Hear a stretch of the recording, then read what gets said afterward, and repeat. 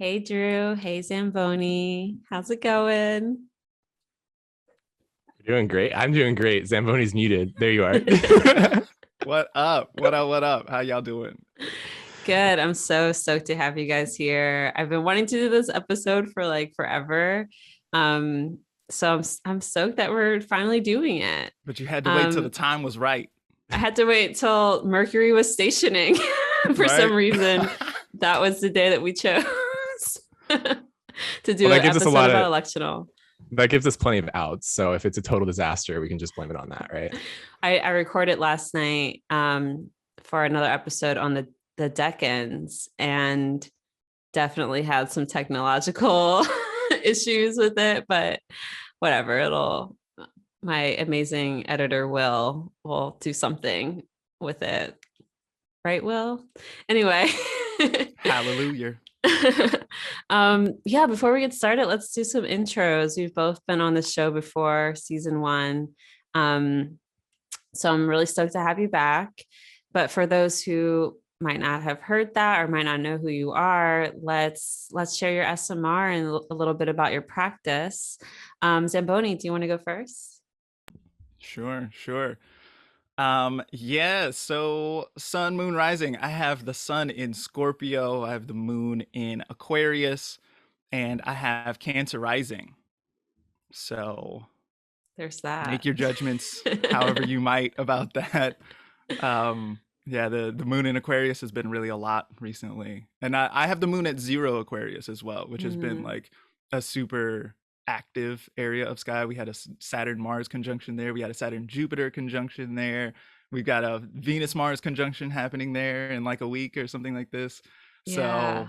So, party over here. Damn. All up on your chart ruler. Right on the ruler of the first. Yeah. Okay. Well, I just realized that we're all super Martian too. We all have dignified Marses, right? You have your Mars is in Capricorn, right? Mine? Zamboni? No, Yeah. no, no. I have Oh, Mars and Aries, Aries. Aries, right. Okay. So we Mm-hmm. all three of us have Oh. dignified domiciled Marses. Or Mm-hmm. all of our sons are ruled by Mars too. That's amazing. Okay. Wow. I think that's so telling about like electional though, because electional is so practical, which is all that Mars is about, right? It's like It's Yeah. about make it doing work. shit. Yeah. Efficiency. Yeah, Like it, exactly. especially I think about Mars and Aries a lot and the way that like Mars and Aries like so Aries is associated with the Emperor in the tarot in the Rider-Waite-Smith tarot as well, which is very much about like sort of like ordering the world according to my will, doing things Mm. like the world takes the form that I want it to take. Hmm. Which is a very Aries kind of thing and is absolutely what we try to do with electional astrology. We try to control Wow. outcomes. Okay. Well, before we get into it even more, because I feel like we can go off on that tangent and just make that get into the episode. But why don't you tell folks a little bit about you and your practice and how you use astrology? Sure. Yeah, so uh Zamboni Funk, you can find me Zamboni Funk on Instagram, you can find me Zamboni Funk on YouTube. You won't find me on Twitter because I'm scared of that place. But I still I'm a musician first. I The first thing that I wanted to do in life was sing. And so I've been doing that sort of stuff for a long time. And so that's where the funk part of the Zamboni Funk uh, moniker comes from, is from like a deep commitment to funk and soul music. And so when I think about funk and soul music, it's very groove oriented, right? It's very much about being in the vibes and dancing along to it. And it's about putting your booty in the right place at the right time. And so I very much see astrology as being that way as well. It's very much about rhythmic cycles of timing. It's very much about sort of like if you can put your booty in the right place at the right time, then you can generate some better outcomes than you would if you were trying to swim upstream or whatever it is, right? Astrology lets you know what kind of stuff is on the calendar today. And so if you try to do that stuff rather than trying to do stuff that's not on the calendar, then you tend to have a better go of things. And so I do dailies on Instagram. And I do weeklies on Instagram and I do monthlies as well. So the dailies and the weeklies, those are video forecasts, and then the monthlies are written. And so in those forecasts, I just talk about what's coming up so that we can do a better job getting in the groove and doing that sort of stuff. So I it's very, the way that I approach it is very electional in the first place. It's very much like, what is today good for? If today were an election, even though the moon is whack or whatever it is, if today were my election, then what would today be good for? How would I try to use this? And so that's what I do with my practice. Yeah, and you produce monthly electional reports, right? On I do. Patreon. Yeah, for sure. So that report, I go through the whole month. I go through every day of the month. And so, and it's color coded. So if there's a green highlight, green means go, red means maybe watch out, watch yourself, check yourself before you wreck yourself is what that red highlight means. You also do And yellow too, right?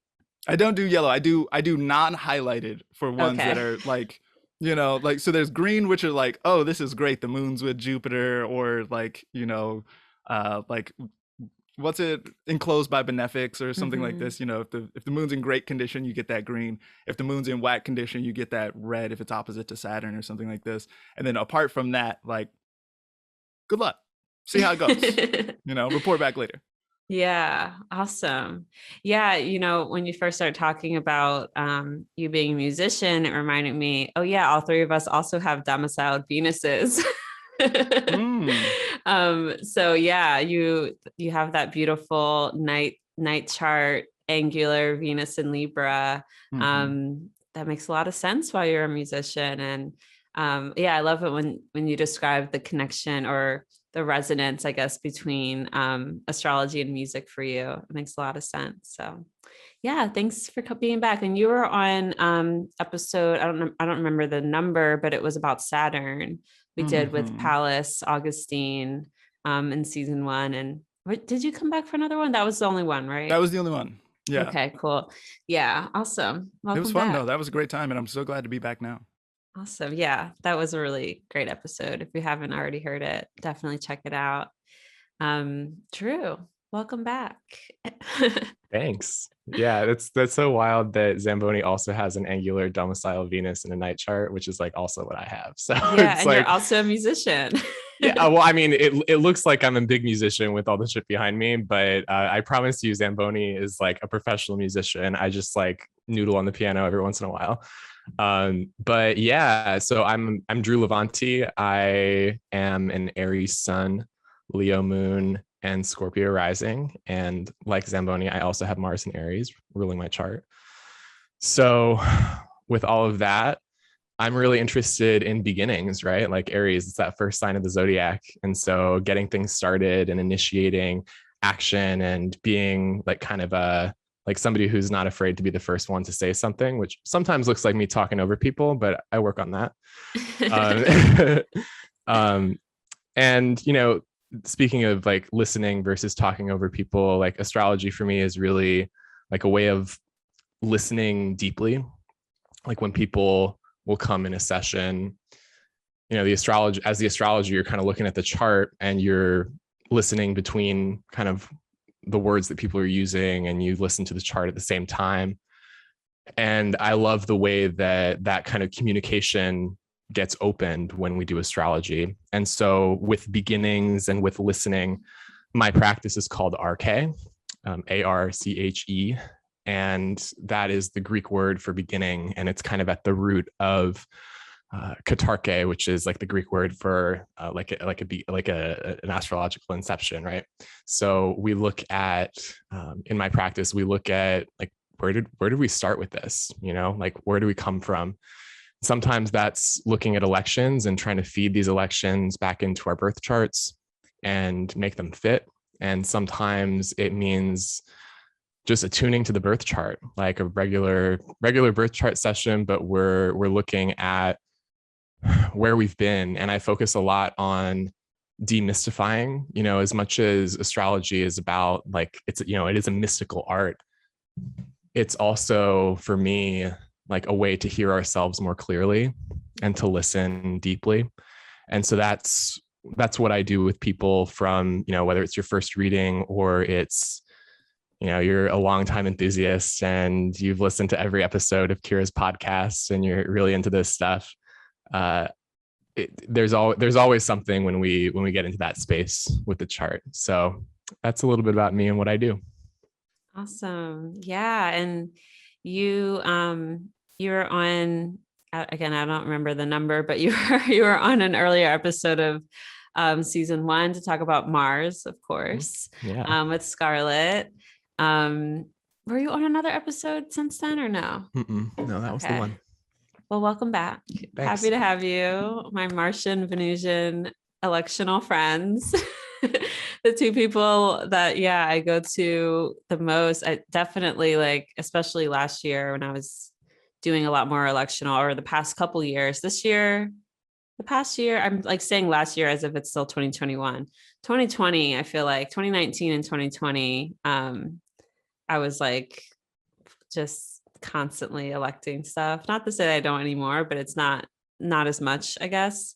And I feel like I was like always texting the two of you about certain elections, which always like leads off to of elections, because it takes so much effort, and so many of them suck. You like look at the election and you think it's going to be so dope, and then like there's that one thing that like you've got one malefic on the angle and there's just no getting around it or something like that. It's hard to do, and so it's easy to fall off the practice for sure. I stopped doing it for clients after 2020, and I had a couple clients trying to get married in late 2020.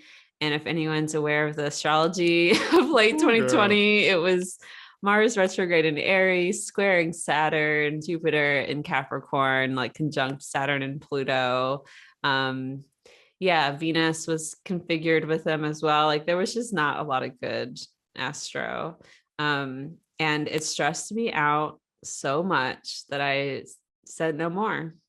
No more. I'm not doing this for anyone but myself. I did recently elect a friend's wedding. An astrologer friend hired me to do her wedding elections, and I did them. I'm going to the wedding soon.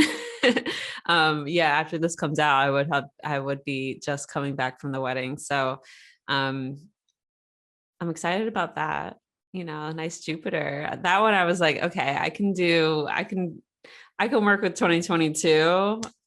2021 was also a year that was just really difficult to work with. So anyway, yes, it is easy to fall off because it can be a really difficult. It's not like it's necessarily hard to do elections. It's hard to find good ones, because especially, you know, depending on what you're trying to do and where you live, and there's just so many different factors. And we're going to talk about that today, basically, like what all goes into it.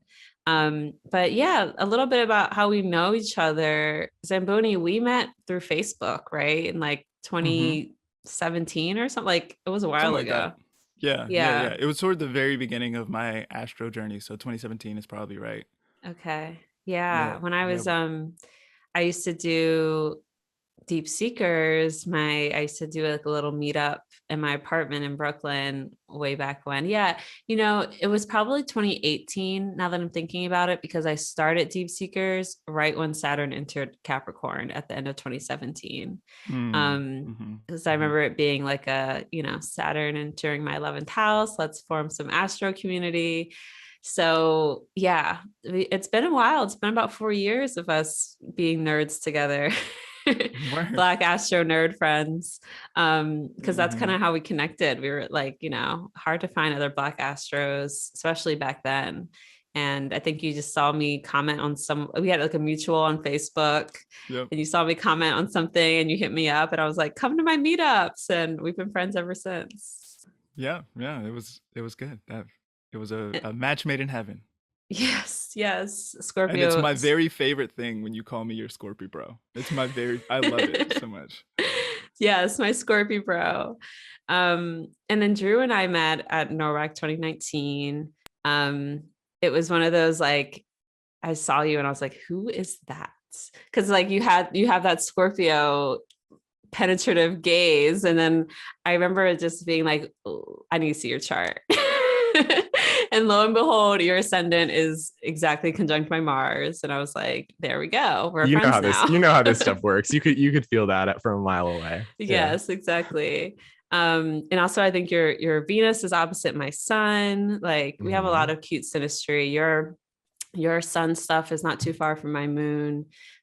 So yeah, it was pretty instant, and it's been that way ever since. Just Yeah, I remember we were in a hotel, one of the rooms in the hotel, and you were, I think at that time, researching Pluto generations, and I was a Pluto and Sag astrologer, yeah.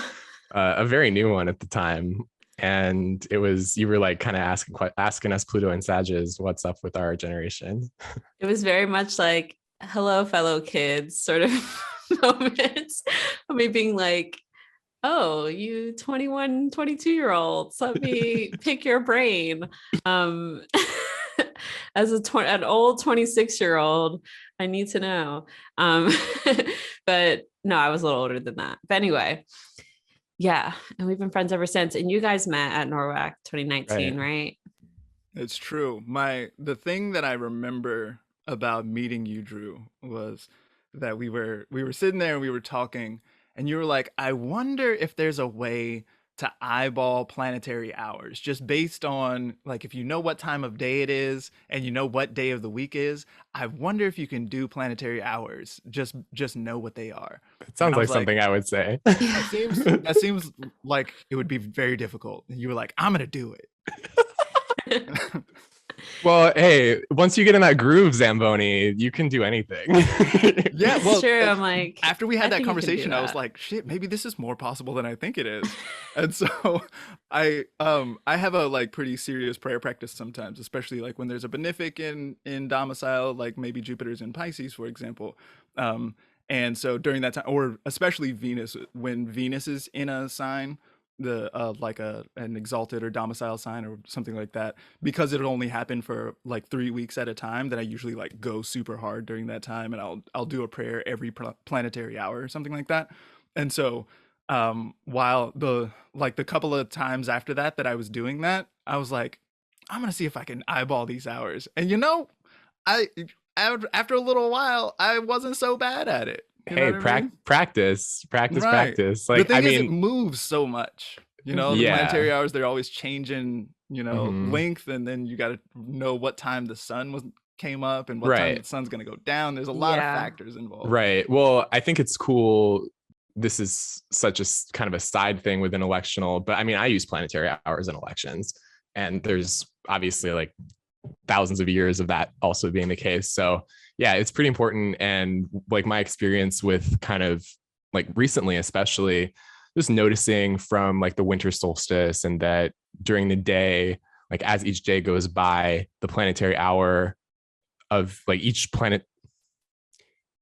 hour during the day is going to get like a minute longer after every day, or like 2 minutes longer. And just feeling that very gradual thing happen when it's looped in with like a prayer practice, like you're saying, or even just like my routines around the house, is pretty cool to witness. And as it's been going on, I feel like we are heading toward that springtime. These day hours are getting longer, and it's cool to kind of be in sync that way, or like in the groove, like you were saying. I love that.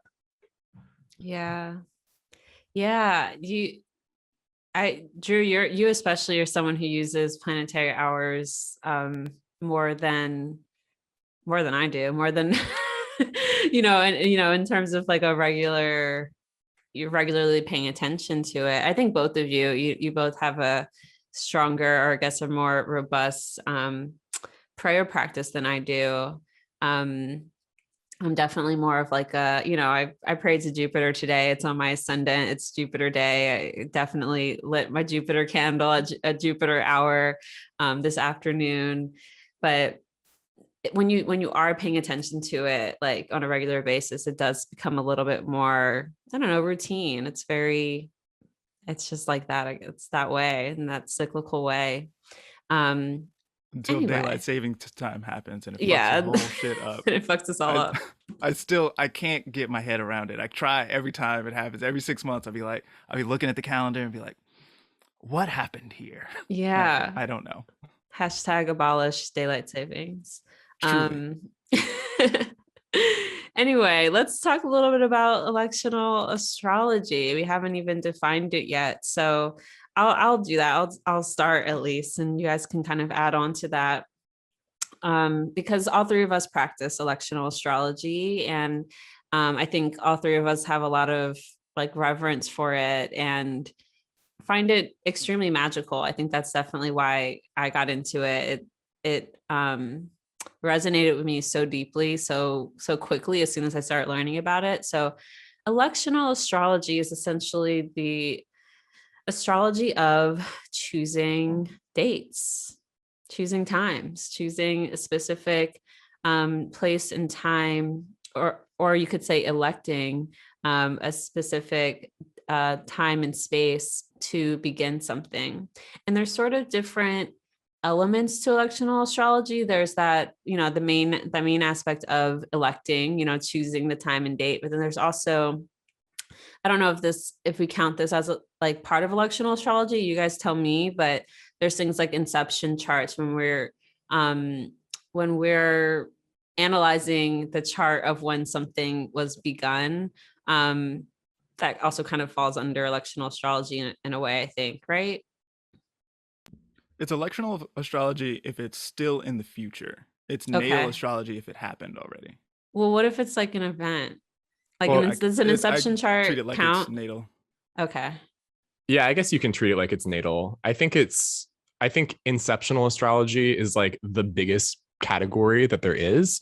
It includes natal and it includes electional. How I define electional is that you like it has to do with that, like Zamboni's saying, it's in the future and you're choosing it ahead of time, and then you got to get there, and then it happens. But yeah, inceptional, I guess, like if it's an event in the past that like the beginning of a company or something, I think it makes sense, like Zamboni's saying, to think of it like a birth chart. But birth charts are people for me, but that's just a kind of semantic difference. I don't really care, Yeah. So essentially we're choosing, right? We're electing to begin something at a certain moment in time and space. Where does it come from? Does anyone have any like sort of history on electional astrology, or like where, when this started, how people started doing this? Well, I mean, it's definitely older than natal. I think it's safe to say that. Like, if you think about astrology as being important within like agriculture and seasonality and just making society work in ancient times, like we had to know what was going on with nature. And so if astrology was used for helping us in that understanding and timing our social activities in alignment with those shifts in the sky. I mean, for example, Venus is a morning star right now and just became a morning star. And if we were going outside every day at the crack of dawn, we would sure as hell notice that. And so you just have to think about what it would be like even before we have like written records of electional astrology being used. Sure, I'm sure it was being used before that, but then we have records of it. I honestly don't know exactly, but definitely before, like in the like pre-zero, like BC times, like it was definitely like Babylon. I'm pretty sure they were doing electional astrology for statecraft and all sorts of stuff. So yeah, I was gonna say it definitely was big in regards to war, when to start war. I think it kind of definitely fell into like political astrology, which was what we had before natal and much of anything else. Yeah, how about you, Zamboni?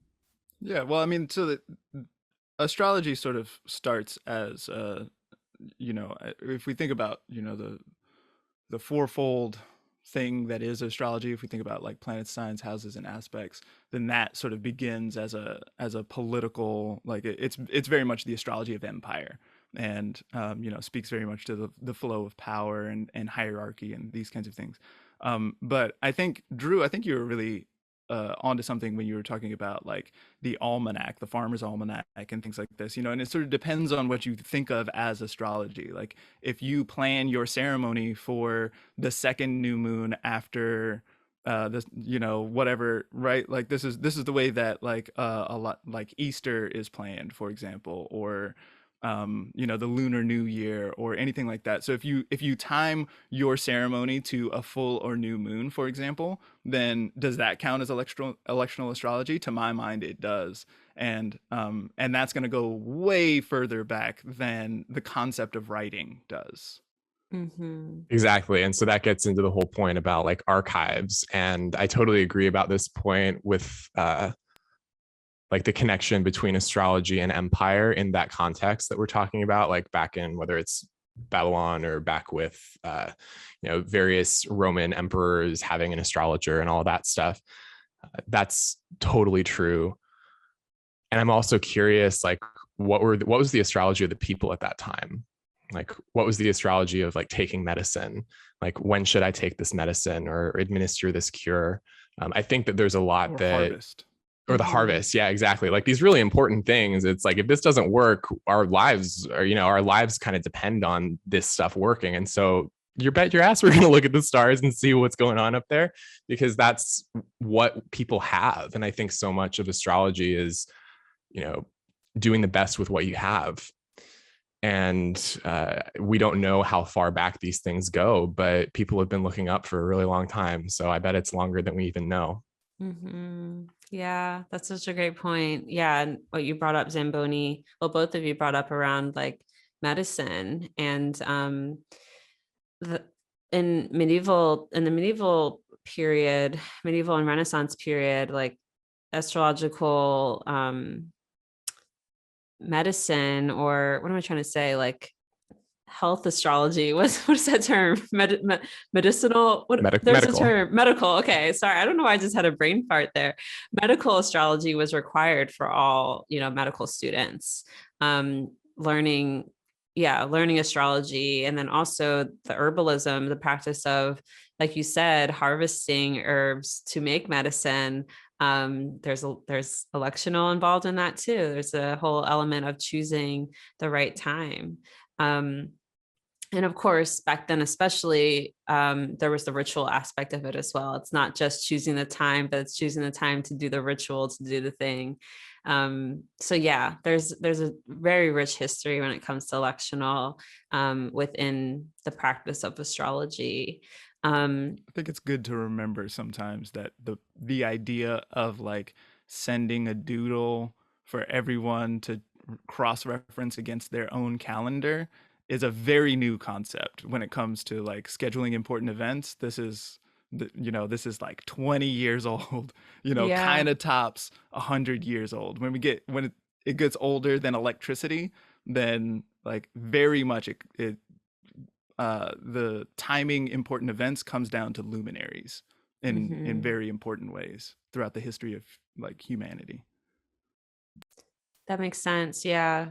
Especially because, I mean, we use all the planets to kind of tell time, but especially the sun and the moon, right? Like the sun we use just to track our daily, day and night. And then the moon, monthly, we take track of time on a monthly basis with the moon. So yeah, that makes a lot of sense that it comes down to the luminaries.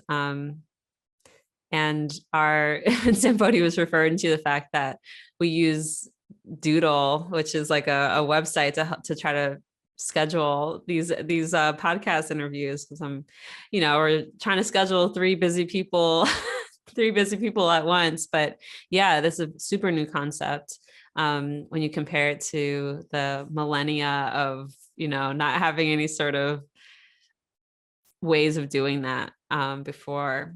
So yeah, let's talk a little bit about like our common uses of electional astrology. We talked a little bit about like using it for harvesting herbs and things like that. But like, what do you use it for on a regular basis? I can say myself, like I elect every launch I do, right? This season 3 of this podcast launched on February 7th, and you bet your ass I elected that shit. As well as like, Okay. the doors opening for the 11th house, and Yeah, I just relaunched my website. All of that happened on the same day because I picked that day and that time because it was really cute. And we could talk about why it was really cute, but yeah, you know, any type of business launch or business, you know, yeah, I'll say launch. I elect, and from anything from that to like when I get my booster shot to, you know, when I'm gonna um try to schedule, you know, sex to when I'm you know, booking flights. Like I pretty much elect everything, even if I'm like sending a, you know, a text message that I want to be received well. Definitely I'm scheduling emails all the time, you know, things like that. So I use it pretty much on a like daily basis in some way, shape, or form. How about you guys? Yeah, well, there's a lot there, so it sort of depends on. All right. So the way that I often think about it, right, is that so the way that astrology works. I don't know why astrology works, but I do know that the way that it works is as above, so below, right? The idea is that whatever is going on in the heavens is also happening here in this dimension as well, or in this realm as well. And so the idea is that the same thing is happening in those places. And so you don't necessarily have to have a driver, like what we're doing here is driving their motion, or what they're doing is driving our motion, as much as we can sort of think of it as being reflexive. They are the same thing and there's a reflection. What I'm doing is reflecting what Jupiter's doing, and what Jupiter's doing is reflecting what I'm doing, right? That's the sort Right, of like a idea with how, synchronicity. right, with what astrology even am in the first place, right? And so then when you get into electional astrology, then it's like, okay, I'm going to start doing this thing at a moment where that's going to reflect nicely, or that's going to reflect more Jupiter things or Venus things or Sun things, perhaps, than the reflecting all these Saturn things, which take so long to get started, or which have so much to do with obstacles and difficulties and this sort of stuff, right? So since this is a basic concept of the whole world, you can elect anything. You can elect anything you want. You can elect everything from a business launch all the way down to a dick appointment. But you know, it comes down to like, how much effort do you want to put into that? Right? Like, Mm-hmm. how important is it that you get a call back from this person? So if it's pretty important, then put your electional astrology into that text that you want to get a text back from, right? But if it's, you know, if it could go either way, then there's a certain point at which you get diminishing returns on trying Mm-hmm. to elect everything, you know. So Definitely. you gotta sort of figure out, and then also, you know, you got to figure out, if it's a small time election, then you can do something a little easier. Make sure that the moon is pretty good. Get yourself a nice planetary hour and call it a day, right? Versus if it's a wedding ceremony, right? You want to be wed to this person for the next 45 years or however long you think you have left in your life. Then, so that if you want that's pretty high stakes, right? And so if that's your goal, then you want to make sure that the ruler of the arising is in good shape, as well as you've got a good planetary hour, as well as you've got the moon in good shape, as well as you've got you know, one of your other angles looks good, and you've also got the ruler of the seventh is in good, you know, right? You want to put all of this sort of stuff into that election because it matters more. Whereas if you're texting your dick appointment, then like, moon and Sag is fine, you know. Yeah, exactly. Yeah. Um, yeah, that's a really good point. There's different levels to the stakes of it, of the type of elections.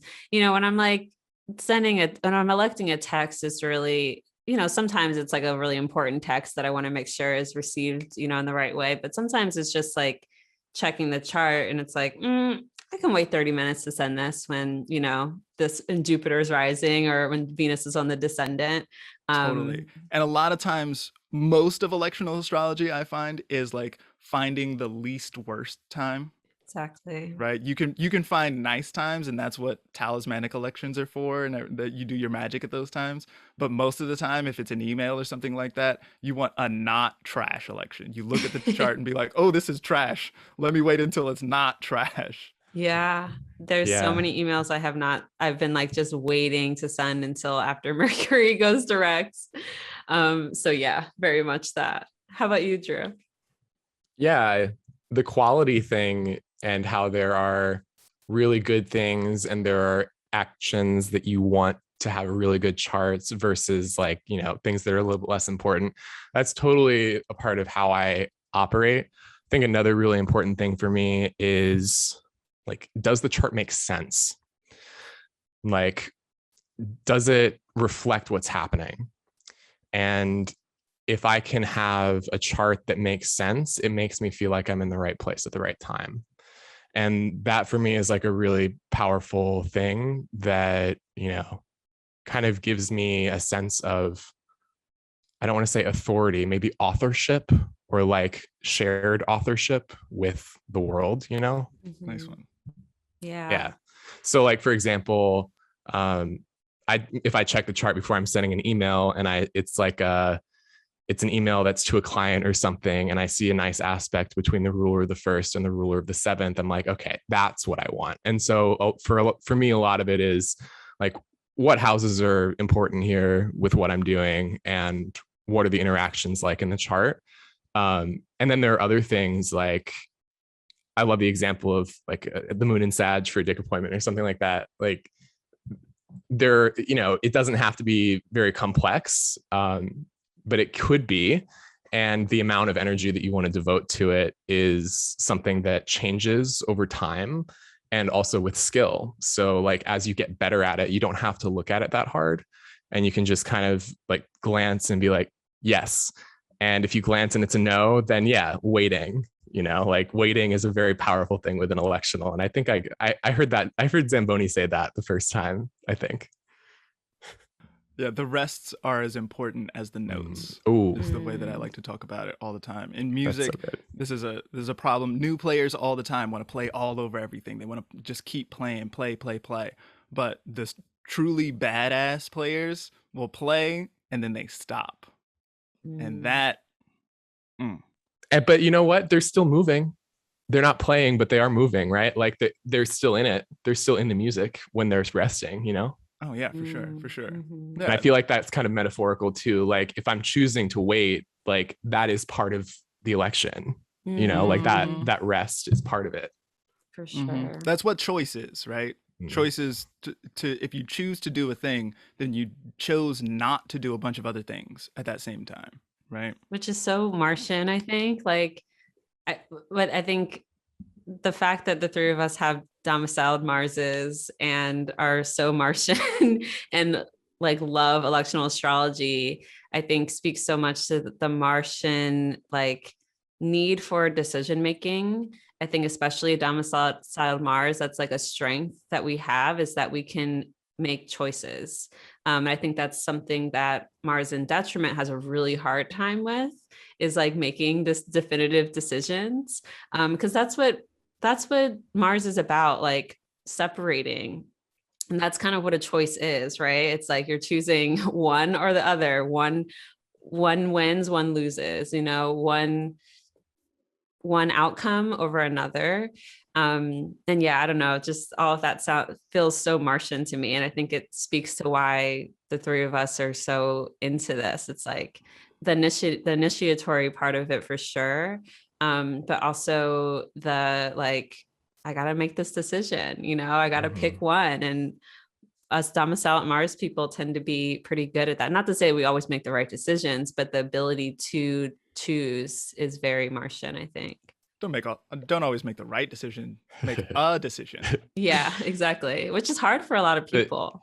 either way, like I love the word initiation because it has this kind of double meaning where it's like, yeah, you're initiating something, but you are also being initiated, you know, like there's a way in which elections change you, like your choices change you. They lead your life in a certain direction. And there's a feedback process there with our elections. So when I talk about like listening, for example, and I think Zamboni, I bet you're on board with this idea of like, with astrological magic, like if you've got a working or something, that election is active way before the moment itself. Mm-hmm. You know, like the synchronicities that come from that chart are pulling you toward it in a way. Like there's a magnetism from the moment that you choose the chart and the moment that the chart is in, that you kind of swim through that fluid, and along the way you're going to find a lot of interesting things. And I find that especially with magic, but as my practice has grown, I think the boundary between my astrological magic and everything else is getting a little bit thinner. The veil is thinning. So yeah, I'm curious what you think about that. Yeah, well, you know, so I wonder a lot about causation in the first place. You know, so if I do an election and do some kind of spell work or do a prayer or something, or even I like launch a business or something like that at a particular time, then did it go differently because I chose that, or did I announce that it was going to go in this direction, right? Is it a result of my choice making it different, or is my sort of announcement with the spell, like I said the spell out loud, and then like was it my saying the spell out loud that made it happen, or was that an event in the timeline that went on to make the thing happen, right? And so, you know, so so when did the chart get chosen? Who chose this chart? Like, Yeah, I don't even know. And I've heard you know, parents, astrologers who are parents as well, talking about their children's charts this way, about like sort of like the kind of magnetism from of like how the chart kind of chooses itself, how like the baby comes out at the time that it comes out, and then it like seems like it's kind of random or like whatever, but then you find that it's like it got the very same ascendant as whatever, you know, like, and it's like this super resonant moment that could have only happened this way, you know? yeah. I don't know if either of you are into Lord of the Rings, but it's like, It's for white people. yeah, I knew. That's why I said I don't know. Like I'm aware. Hey, do not alienate our Black and brown Lord of the Rings fans. No, but they know what the deal is be. though. They know that when they go out and they know that they're the only brown orcs out here, like, running around. Yeah, they know that. You know what I mean? Like this is not a secret. Well, but anyway, there's this line where Gandalf the wizard is talking about the ring, and he's like, it wanted to be found. And I think that's like a thing with elections too, is like some elections are just for you. And that's one of the cool things about learning electional, is that you get better at recognizing what that is.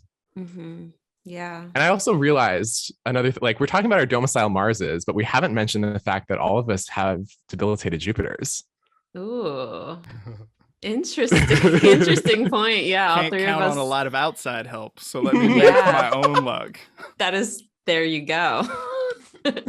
There you go. That's a really good point. Yeah, I have Jupiter in Virgo, Zamboni's is in Gemini, and Drew's is in Capricorn. Yeah, that's a really good point. So it's like our storytelling is kind of funneled through this like mercurial thing, like how we contextualize our success and our prosperity, like these Jupiter things is like funneled through this mercurial art, and it can work.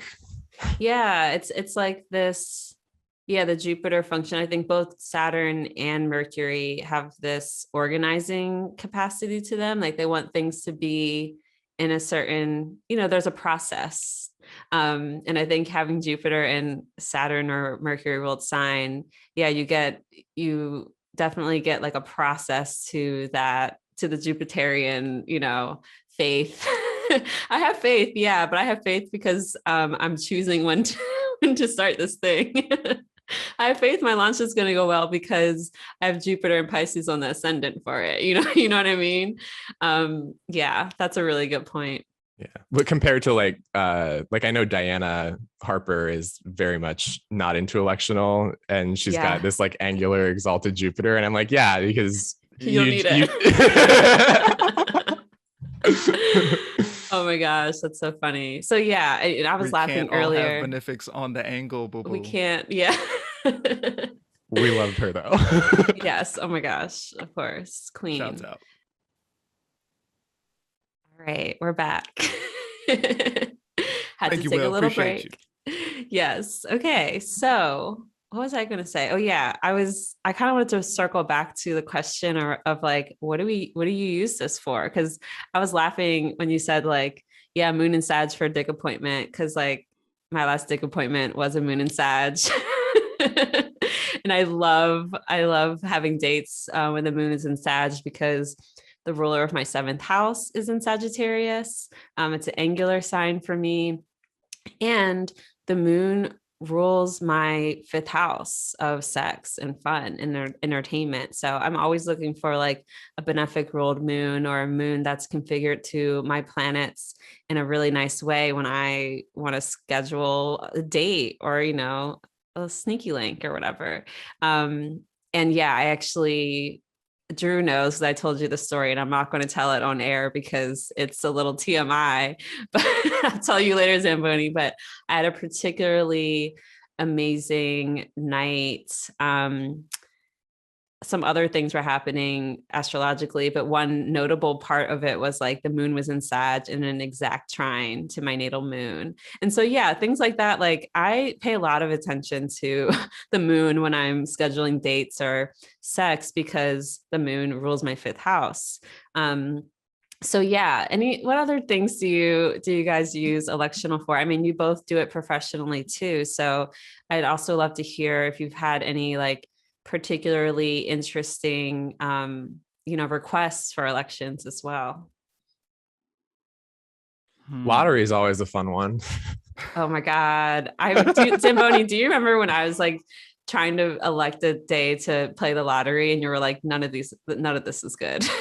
No, but it was like a Jupiter and Capricorn. Yeah, you're such a, not to say you're such a malefic like that, but like your malefics are so angular and loud that like you are my no person a lot. And I have Mercury in Scorpio as well. That helps. Which is that very helps. good at just being like, bitch, shut up. Yes, just like my Scorpio daddy. But anyway, Drew, did you do an election for a lottery, you said? You know, this was, disclaimer, this was like right when I launched my practice, so I wasn't exactly saying no to anything at the time. Mm-hmm. Not that I wouldn't have if there was something I had to say no to, but this felt like it was okay. And I looked at the chart of the person and the transits they were having, and I was like, it actually kind of looks like you might win the lottery, so let's give it a shot. But I didn't hear back from that person. It felt like it wasn't somebody that I met with. Mm-hmm. And it was a little bit of a disengaged experience. Like there are some people who I'm like very connected to when I work with them, and that wasn't one of them. So I don't have like a great story from that, but things like that do happen. And it is funny as an electional astrologer. Like I have since said that I won't do lottery elections because it's a little bit like, why would I expose myself to that kind of chance when it's like such an unlikely event in the first place? Like, I don't want to really give somebody that much faith and like maybe feed something that I shouldn't feed. Mm-hmm.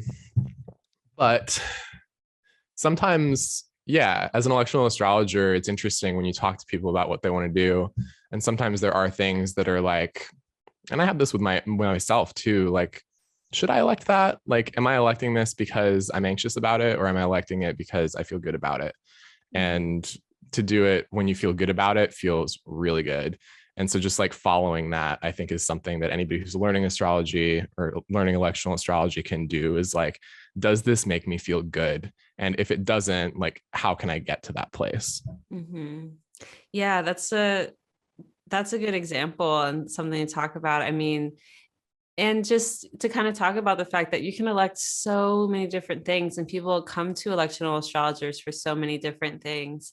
It reminded me, totally different type of story, but on Twitter, I remember about a year or so ago, there was someone in our community reaching out about for help with an electional chart that they were trying to draw for a friend who was leaving an abusive relationship. And essentially they were like, what chart should we use to like withdraw money from their joint bank account? Which I just got shivers because that was such a incredible moment, like on Twitter, but just like see Well, what so we could do with astrology. can we talk about what that chart was though? Because you and I Yeah. intervened, like the astrologer who was posting about it is primarily a horary astrologer. Mhm. Wow, so many syllables. And they were asking about this chart that they had chosen, and you and I both had the same idea about what it should be instead, because so this withdrawing of money was the person had chosen an 8th house Cancer moon, which it makes sense why an astrologer would be like, oh, other people's money, it's like a strong moon in the 8th house, like let's do that. But the situation in the chart was a lot more specific in the sense that Venus and Mars were both in Virgo at the time. And I don't Venus remember any of the details, so I'm right, happy you did. yeah. So Venus and Mars were both in Virgo, and Venus was separating from Mars. So that symbolism right there did seem to indicate that you know, the person withdrawing the money might be getting away and like running away successfully if only we could make them represent the right things in the chart. And so I recommended, and you also recommended, a Libra rising, so that Venus, this planet that's running away from Mars, and like Mars isn't going to catch up, was in the 12th house, which, okay, we don't love that, but maybe that's what this experience was. And it worked, you know, and you added the Antisha, you put Neptune and Antisha to the ascendant, which I thought was a really smart thing. Yeah, I remember there was something Neptunian that I added to that. So thank you for reminding me. But yeah, essentially something we haven't really like talked about technically yet today is just like how we do this, like how this works. And it's very much an intricate sort of I don't know what's the word I'm looking for. Like you're basically finding the right time to do something specific, and therefore you want specific parts of the chart to reflect, you know, what you're trying to do. So in this case, you know, an electoral chart, the first house and the ruler of the first house is always of major importance, almost always, I would say, because it represents the person or, you know, the main activity, the main event. And so in this case, you know, most of the times you're not going to want the ruler of the first house in fall in the 12th house in an electional chart, right? You're trying to, especially if you're trying to elect something that's going to be successful in a more like general sense. I guess a more general worldly sense, you could say. But in this instance, we had someone who was already in a fallen position, right? So Venus and Virgo, leaving a difficult situation. And we wanted that person to be able to be stealthy. We wanted them to kind of get away with it without being noticed. So we put them in a dark house. You know, we put them in the most unnoticeable part of the chart. The ruler of the first in the 12th house, we had them therefore separating from the ruler of the 7th, Mars. And then what did that make the 8th house then? Would have been Jupiter, right? Oh, Taurus, right? Okay. Yeah. So right. the ruler of the first co-rules the 8th. Yeah. Right. So the ruler of the first then is ruling over the other person's money, right? Or their shared resources. They have the control over it. And like we said, we put the ascendant degree in Antisha to Neptune. We're going to have a whole episode about Antisha, so I'm not going to even go there right now. But therefore kind of adding this, I kind of think of Neptune as kind of like smoke and mirrors almost, like it made it so it kind of went unnoticed, and it was successful. This person was able to withdraw the money without being, you know, noticed, and then we're able to leave the situation. Yeah, and the moon's applying aspect was also to Neptune by trine, I remember. Mm. So, but yeah, that was such a successful chart, which goes to show, I think, what I was mentioning earlier, like, doesn't make sense. Like, if somebody is already in a fallen position and they're trying to get out of it, can we represent that in the chart? Because then we know that the chart is for them, rather than like, you know, choosing the best chart, quote unquote, for that day might not make so much sense in that specific circumstance. Exactly. Yeah. Zamboni, how about you? Do you have any interesting electional stories? Well, with so you that story that you told made me think about, so in my electional report, I do all of the days of the month. So I do just every day. I look at every day and see what every day might be good for. And I remember one time, toward the end of 2020, I looked, and I remember now, it was Halloween. So it was October 31st of 2020, and there was a full moon in Taurus that day, and it was closely conjunct Uranus, it was like within half a degree or something like that. And I was like, oh man, this is going to be really good for breaking chains, for getting away from something, for getting free, right? For suddenly making liberation or something Liberated. like this. Yeah. And so I did an election for breaking away, breaking out of, you know, whatever thing is holding you back. And I don't know if anyone used it. You know, because it was for breaking away or getting free or something like that. I made that one available to the public. I did it as part of my weekly forecast that week and stuff like that. But what was really interesting is I looked. I just like had that sense. And then at that same time, I was reading a narrative of the life of Frederick Douglass. And so he has a date for when he got free, for when he escaped from slavery. And it was under a full moon conjunct Uranus in Pisces. And Wow. the way he did it was he sailed away. He like, took a boat. He pretended, he like dressed up like a sailor and Wow. pretended like he was a sailor on that boat and sailed away. And so I felt really good about that get free, you know, like Yeah. that the prison break election that I did that time. Wow. That's pretty amazing. That's reminding me of, like, I remember I elected a breakup from my ex. I elected that. And Ooh, yeah, it was I did really one like that hard. too. Ouch. It was hard. I'm like trying to pull it up. Yeah, I went for a full moon. It was my lunar return full moon. And yeah, wow, I'm looking at this right now. So um I was using a full moon because I had elected quitting a job a year prior, and it was like this, you know, advertising job, first kind of big job I had, and I wanted to elect quitting basically, and it went really well. It was like one of my first like great elections that I've ever done. And I think I used the full moon for that. Yes, I did. I put my 2 weeks in on a full moon, and I waited till like right after the moon perfected, so it was waning, and I wanted to utilize that same kind of technique.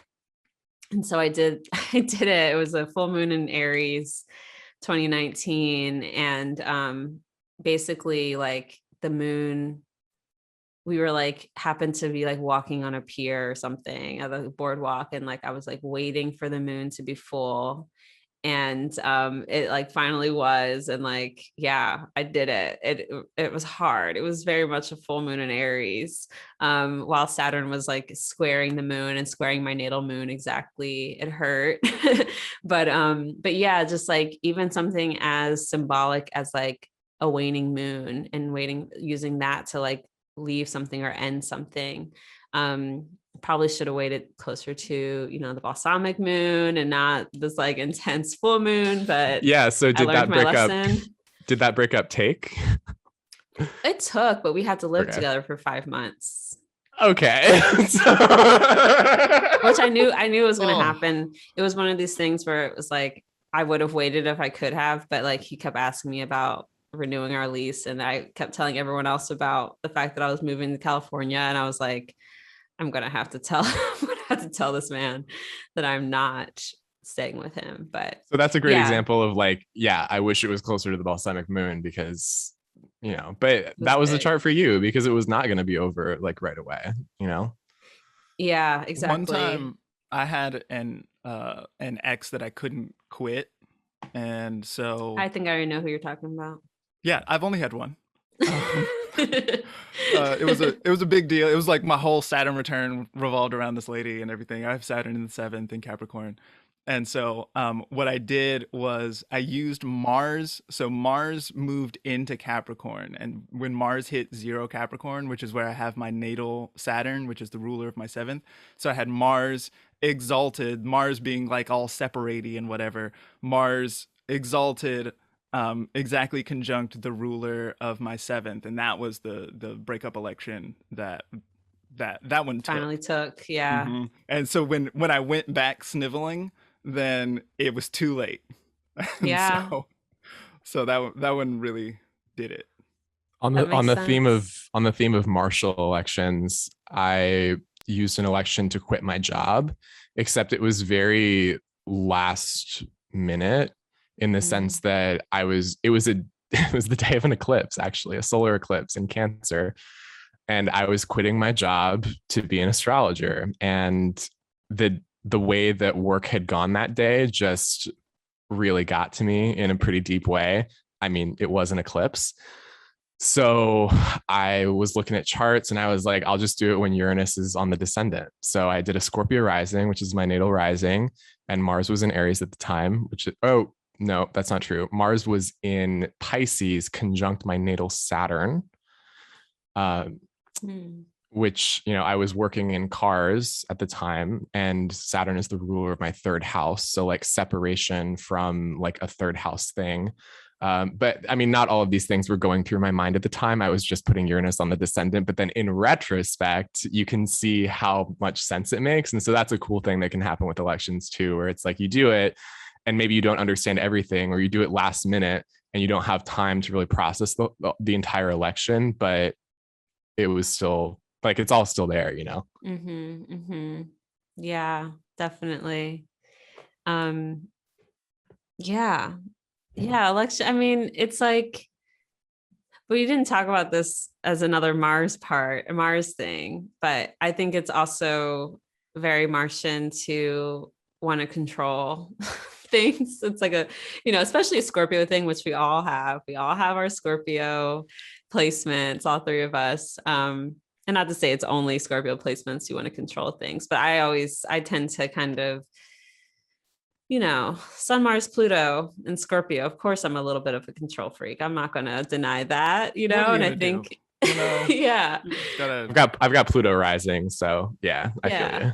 Yeah. It's like, that it's kind of like what you were saying earlier, Zamboni, around like the Emperor card and wanting to like shape the world to, your liking. Very much that. Yeah. And astrology, but electional astrology, it's not to say that like, we're not saying like, yeah, we've been successful in shaping the world to exactly the way that we want, but it kind of gives it whether it's an illusion or not, it does help with it helps with that. And I think it also helps with our debilitated Jupiters, like, with the faith part as well. It kind of helps like prop that up a little bit and gives a little bit more faith, maybe. Well, one of the things that I think is really real when it comes to this kind of stuff is that it's like, oh, never mind. I'm sorry. I lost it. It's gone. I had an idea. Should we all clap again? We can like. Yeah, it's gone. It'll come back. Well, I kind of want to talk a little bit about magic, and something that I realized right before that, not right before this, but I kind of spoke about how I I did a Jupiter prayer earlier at Jupiter hour. And you know what I did? I got my little Jupiter talisman that Zamboni made me in 2019. And I, ran it through the Jupiter incense that I was burning as I was reciting the Orphic hymn. So yeah, a huge part of astrological magic is knowing electional astrology and knowing how to do magical elections, which is not to say like a whole nother ball game necessarily, but it does require a specific type of like understanding of electional rules. And there are particular type of rules really that you would use for magical elections that you really like. There are certain things that you can get away with in elections that you just you wouldn't want to at least try magically. And so, yeah, both of you do astrological magic. Who wants to start speaking on that? Like, you want to go, Zamboni? Sure. Well, okay. So I remember what I was going to say before, and okay, go for it. It sort of works in here as well. So, you were like, well, I don't want anybody to get the wrong idea that we're just like creating the world according to our will or whatever, right? But this kind of gets into like the prayer of serenity, is it? The like, grant me the ability to change the things that I can change, and the wherewithal to not try to change the things that I can't change, and the wisdom to know the difference, right? So one of the things about electional is that there are so many things in the world that I can't control, but I can control when I pressed send on that email or whatever it is, right? Choosing the timing is something that I have complete control of. I can choose to do things whenever I want to. I can move my body in that moment. And so that helps us, that just sort of gives us, is it a measure of control? Maybe, right? It's just like, it operates at the level of influence that I actually have. I can influence the world through timing, and that is a true thing. I can do that. So when it comes to magical timing and stuff, so this gets into the stuff that I had been saying before, right? Like, if it's a dick appointment election, then just like Moon and Sag will probably do you, right? But if it's, and that's because that's not a super important kind of scenario where, Speak so for if yourself. No, I'm joking. Yeah, I mean, like, right? I No, know. it's I not. know. It's Kira's not got like her that. You can quibble with that shit all day. Kira's the center rulers in the 7th house. Let's give her flowers, okay? Right. Indeed. But at the same time, like, so when we're doing magic elections, then so the idea with a magic talisman, if we're doing like pick a trick style, right? Then the idea is that you take a resonant object, such as a stone, like, so Jupiter's in Pisces right now. So we've all got Jupiter and Pisces in our heads. So let's think with that, right? So you take a Jupiter stone, maybe you've got a lapis lazuli or something like that. And you take a Jupiter image and you carve it into, oh yeah, cool. Are we doing show and tell? We're doing Jupiter remediation on camera. dig it. Right. Yeah. Yeah, these shits are definitely, if I'm doing podcast shit or some kind of public situation, there it is. Hi. The Jupiter sigil, the famous Jupiter sigil. That's the one I made. This is one that Zamboni made. You can't really tell because this is one of your earlier talismans, so you can't really see the etching, but I can see it. Word. Holding it close. Indeed. Yeah, like everything doesn't have to be Tony Mac beautiful, like Tony Mac, he's super amazing. But like, if you I always think about like cave paintings and shit like that. Like you could tell it's a horse on there. You know what I'm fucking saying, right? If that horse is doing the job, then like whatever I can scratch into this is going to do the trick. But anyway, so maybe you've got a lapis lazuli or something like this, and you carve a Jupiter image in there, like the one that you've got in your I don't remember if that's brass or if it's tin, but the one that you've got is an image of a man who is riding an eagle and holding a bow, right? So this is super Jupiter and Sagittarius resonant imagery, right? So you get that image and you carve it into a Jupiter material at a Jupiter time when Jupiter is on the rising or Jupiter is on the midheaven or something like this. And it's also probably Jupiter hour and the moon is in good position and stuff like this, right? And the idea is that Jupiter will then inhabit your stone and will go on to sort of influence and curve the shape of time around you so that it will reflect this more Jupiterian, whatever you asked for, whatever, like, I think in that one, when Jupiter was in Sagittarius, I was asking for joyful meaning a lot, right? I wanted to engage in work that I found both meaningful and joyful, and I wanted to propagate that through my life as well as the kin folks that I'm around, such as Kirah and astrology, right? So I was trying to like throw that kind of joyful meaning out into my community, right? And so the idea is that once you've created this thing, then it curves the shape of time around you. So if your election is whack, then you can curve the shape of time around you in a way that you don't like, right? And because there is great complexity within any chart, then it's easy for there to be something that messes the situation up. It was all nice and fine except that one little thing, and that really like threw my whole shit into disarray, right? And so when you're doing this kind of, and the idea as well is that like, so a stone, for example, if you carve an image into a stone, it's going to outlive your human body, right? So the idea is that it's going to be magically operant for a number of years, for maybe even hundreds of years. And so what kinds of things are you bringing into the world? Are you bringing more joy and pleasure and harmony for yourself, or are you bringing obstacles for yourself? And so because we're looking at such a long period of time, and because we're looking at the kind of like operation of magic and however you think that works, then that can get volatile and dangerous. And so you want to be super careful about all of your electional rules, and you want more of them to be met than not. Which is not necessarily true in the case of the email. I'm sorry, say what? Yeah, well, yeah, it's totally different from the email, but like I just wanted to add like an electional rule that is, in how I've learned it, non-negotiable in magic, that is negotiable completely within like other kinds of elections, is the planetary hour. Like if it's not the planetary hour and you're making a talisman, if it's like not Jupiter hour when you're making a talisman, like I don't know if that's the chart. I don't know if that's the election, you know? I quibble with this one. Okay. I'm listening. I've heard this definitely.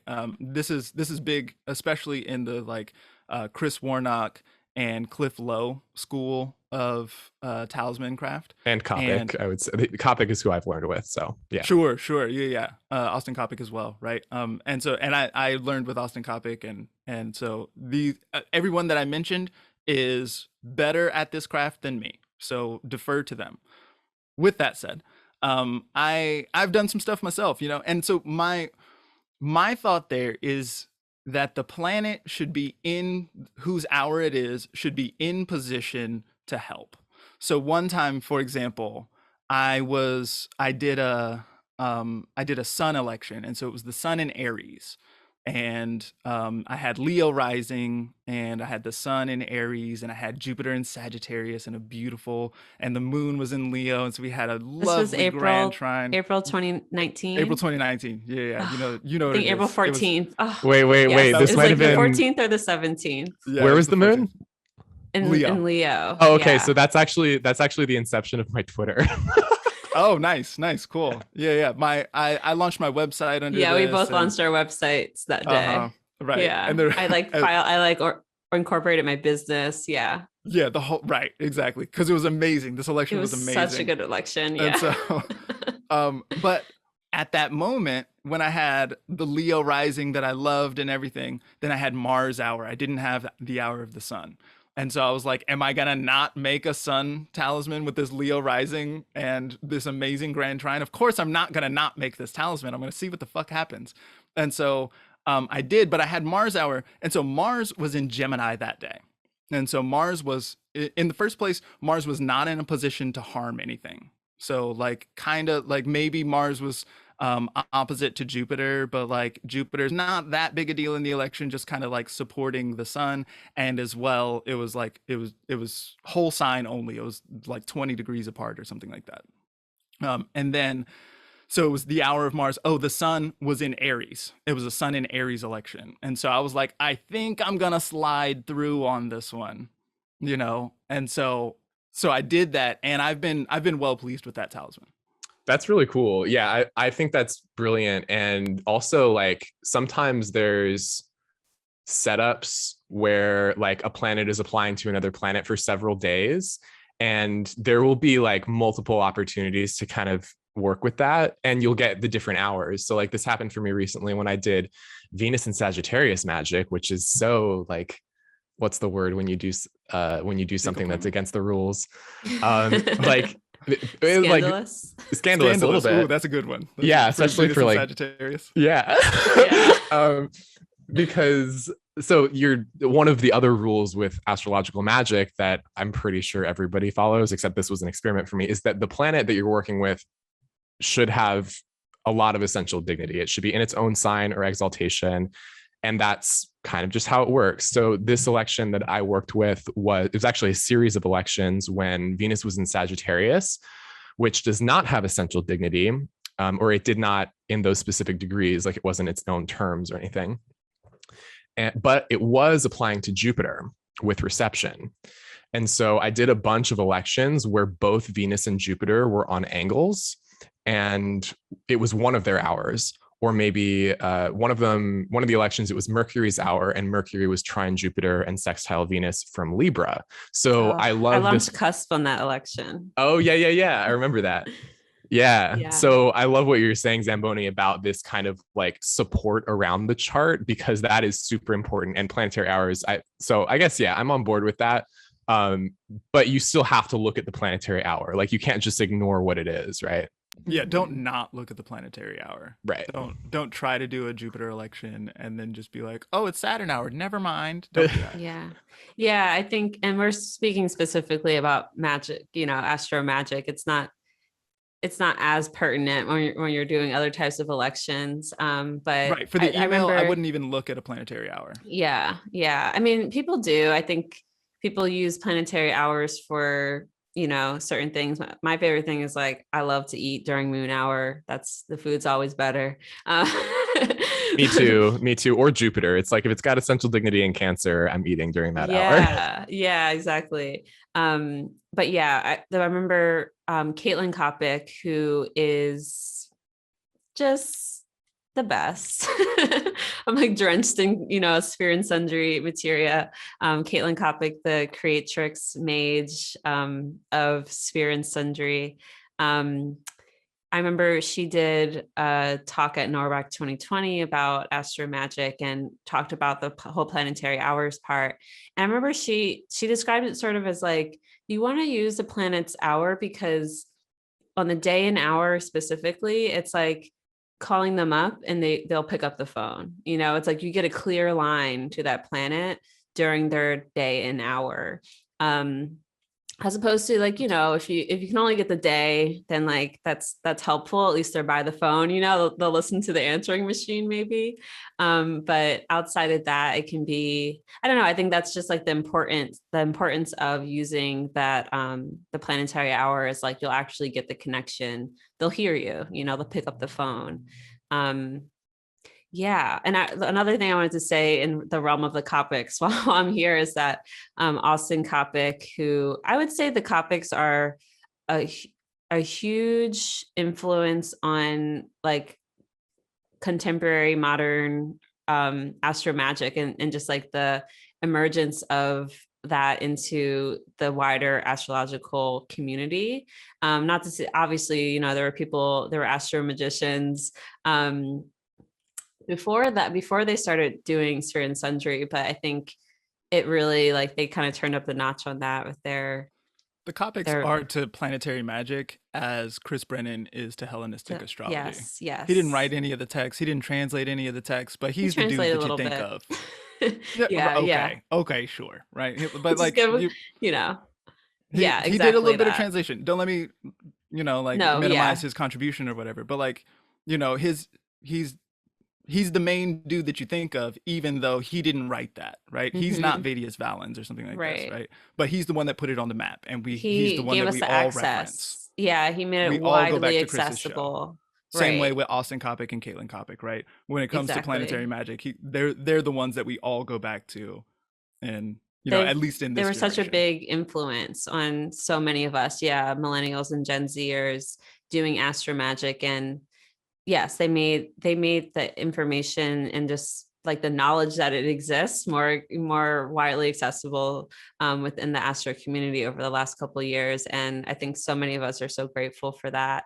But the reason I brought Austin up is because on his his podcast that only has 2 episodes, that that's been out for like 4 years. The What's it first called? episode, Something at midnight? eavesdropping at Eavesdropping. It's a eavesdropping at great midnight. title. It's a great It's a title. great It's a shame title. it's not like He has plenty of other episodes he just hasn't released. So if you know Austin, bully him about that. No, so anyway, episode number 1 is a long, beautiful conversation between Austin and Tony Mack, who is he creates talismans. He makes these beautiful pieces. And so they, are friends, and they had this long conversation, but I just wanted to plug that conversation. If anyone's interested in like hearing 2 seasoned, magicians talk about this and the process of choosing elections, because they have a really fun conversation where they talk about like elections that just like did not go well. I know Tony talked about some Mars election that just like basically almost ruined his life, like things like that. So if you're interested in hearing more anecdotes like that, specifically around talismans, you should check out that episode of the podcast, because can we it's just really say good. that talismanry is a subset of astrological magic, but you don't have to be making talismans to do astrological magic. Like you could petition a planet, you could pray to a planet. Like I think of all of those things as astrological magic. Like I think of theurgy as like on the cusp of astrological magic. It's in that Venn diagram. Yeah. No, that's a really good point to make, which makes it more accessible for people if you want to try stuff out, is all I'm saying. Exactly.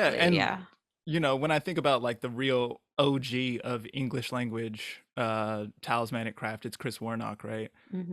Who translated the Picatrix along with John Michael Greer.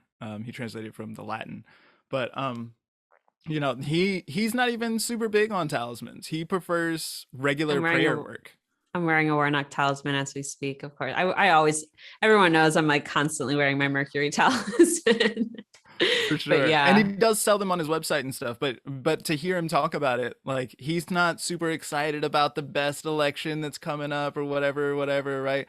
Like, so some of these like flashy Jupiter elections, or that April 14th sun with the grand trine election we all got. Good. Oh my God. And he's like praying every damn day. You know what I mean? And Pisces King. Right. And that's the real, like that's a real good way to do some strong magic. Don't even fuck around with these carving into stones or anything like that, but show up every day on your knees. Like, you can get a lot of work done that way. Definitely. He's gonna be talking at NORWAC, and it's like his talk is like a walkthrough of literally everybody. Like there's an election during the talk, and everybody's gonna make a Venus talisman for it. Right. And I looked at the election and I was like, okay, all right, but I don't know if I'm gonna go. This is the one with Venus and Taurus. Yeah, because Venus is going to enter Taurus like during NORWAC this year. Interesting. Oh, that's so cool. Anyway, I think the moon's in Taurus too, like on Uranus and the North Node. That's why I'm like, okay. Yeah, that's a lot. Yeah, and square Saturn too. Yeah, by sign. Hey, yeah, that's I'm sure it's going to be talismans that are easily destroyed. I had a Venus talisman I made one time. It was at the beginning of Uranus and Taurus, and I made a Venus and Taurus And it was fun. It was a nice election. I burned 7 candles, and I damn near burned my house down. Because Mm. they were in a dish, and they all like went together and turned into the one conflagration. Anyway, I survived. I was watching it closely, and so I didn't set the house on fire. But Wow. then I did ultimately get laid with that talisman, but then she was sitting in my lap, and it was sitting in my pocket, and it broke underneath her. Wow. Wow. Wait, so what was like, how do you explain that? Uranus. Like too damn, yeah, Oh, Uranus okay. is, like super Sure. volatile, and like a lot. It Okay. was a You know, lot. this is reminding me of an election that you warned me about. That I I bought my car, my current phone, and the computer that I'm using right now over one weekend, February like 1st and 2nd, 2020. And there was a Taurus moon applying to sextile Venus and Pisces, and I was like, this is so cute, like, double exalted Venus and the moon. Like, I'm going to use this. And I was using I think, yeah, the Taurus rising chart. And I remember showing it to you, and you were like, I don't know about having Uranus in the first house. And I was like, it's a perfect chart. Shut up. And yeah, like within a week, my car got hit, and my computer fell out of my car, and like it didn't crack or anything, but it has like a divot in it still, that I can like look at right now from that. And I was like, fucking Zamboni was right. I don't know if I ever told you that, but You yeah, didn't. my You didn't. car I my car got remember you hit. disagreed strongly with that election, and I remember being like, I don't know. I mean, we do get Well, married to our elections sometimes, don't we? oh Like, yeah. Well, I was specifically married to it because Taurus is my third house. So I'm like, no, I'm going to use this third house, rising basically for my car, my computer, my phone. Like, I'm not going to, you suggested, I think, a Cancer rising chart, I did. or something like that. Yeah. Which was also nice, but it was also like a timing thing. And I was like, I'm going for it. And then well, so immediately both of those things happened. I was like, fucking Zamboni was right. was that election?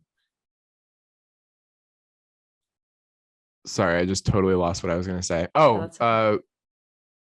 Was it the other driver's fault?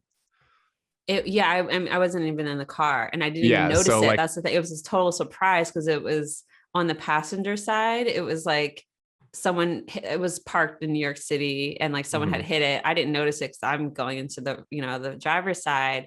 And when I finally did notice it, it was like a valet was like bringing the car out. I was like, what did you do to my car? Like, I freaked out. So you put Yeah. your natal Mars in the 7th of that. Yeah, I did. So like, if somebody else fucked you up, right? Like, Yeah, yeah. And I actually do think that it was someone doing some magic against me. I actually do think that that might have been an issue with the car, at least. hello, Um, Pluto. yeah. And Nemesis, a lot of Nemesis in the 7th and all the things. But regardless, it happened. And it was a surprise both times. It was very Uranian. So yeah, I don't even know how we got on that, but yeah, the Uranus stuff, the Venus Uranus stuff. Oh, and like Um, Warnock being like, well, I loved the point that you were making, Zamboni, about how Warnock does his thing, and I think that's very instructive for like how to maintain whatever we would call like spirituality in the face of these things that are ostensibly about control. Because I don't think that control, or like at least an obsession with control, is a very spiritual way to be.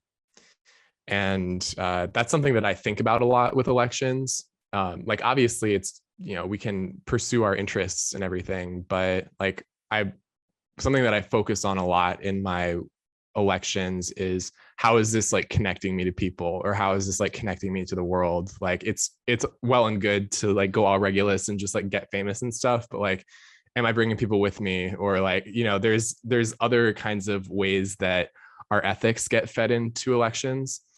mm, And I think that Warnock is somebody who, through the devotional side of it, I think, tempers like how, magic can be very hungry. Like it can ask a lot of you, and it can like push you like to go very far with things and like see how much you can affect. And yeah, mad respect to him for that. And I'm glad that you brought him up. Yeah. There's a couple of things that I've been thinking about recently a lot. And I've been thinking a lot about like like sort of the objective of humanity or the meaning of humanity. Like, what are we here to do? What are we, whatever, right? I think about dumb shit like that all the time and get lost. So dumb. It's very easy to get lost in the weeds of that, and like, but I've been really thinking about it. I've been thinking about it a lot. And and I'm thinking a lot with this idea of like, trying to be engaged in spirituality and in the greater kind of gnosis or wisdom that comes with the Most High or something like this. And I don't know that human beings have ever really been very good at that necessarily. But I think that there's something that humans are trying to do as a people with our ability to get spiritual downloads via magic mushrooms or whatever, the stoned ape hypothesis or whatever you think is going on with the, diaphragm and the breath and all this sort of stuff. We're the only land mammals who've got breath control the way that we have, or whatever, right? Any of this sort of stuff, we can engage in ceremonial practice and get downloads and things like that. I've been thinking with things like Stonehenge and Gobekli Tepe and stuff like that, things that are these ancient prehistorical artifacts, which are sort of like taking things and putting them into space so that they resonate with the Most High in whatever way it is, right? And so there are ways of doing that. The pyramids of Giza are another good example of this, and this sort of thing. So we can do this on a spatial level. And so my idea is, and this is how I approach my dailies and my weeklies as well, is that you can do this with time. You can do this on a chronological level as well, by sort of like putting your booty in the right place at the right time, right? And so this to me is very much more around, it functions better as a devotional praxis than it does as talisman craft, right? Talisman craft is the one big bang outfit, like you do the big magic at that moment, and then it goes on to color your whole life after that, right? Versus the devotional praxis, which is like, it's Thursday morning at sunrise, and because it's that time, because the shape of time is the way that it is, then it's time for me to do my Jupiter prayer, because I know that about Thursday mornings. Thursday mornings are shaped that way. And so there's something really deeply, profoundly insightful in that practice, in that regular practice of shaping one's life in the shape that the Most High has created. I love that. So I love that you brought that up, which makes me want to bring up a planet that we have not talked about enough. We've been talking about our Marses and how, this aspect of choice that comes with electional, but we haven't talked about Saturn, the Lord of fucking time, the planet that all of this is sort of about, yeah. And how, Saturn's a pretty big planet for all three of us. I know Zamboni and I both have dignified Saturns. I have Saturn in its terms, so you can include me in that also. Okay, no, I was gonna say yours. And in mutual reception with Jupiter, but right. I've been trying to outgrow my, like, I have a night chart, so my Saturn is bad kind of way of thinking about things. So yeah. It's bona fide. She's doing all right. So yeah, Saturn being such a big part of this too, and I think astrologers in general, but I think especially electional astrologers, have this reverence for time, and this like excitement about that construct that is time, and the ways that we can move within it and work with it. I think that's the thing that most astrologers share. Not all, because there's a lot of astrologers who don't do any timing whatsoever, and they're just, purely psychological or what have you.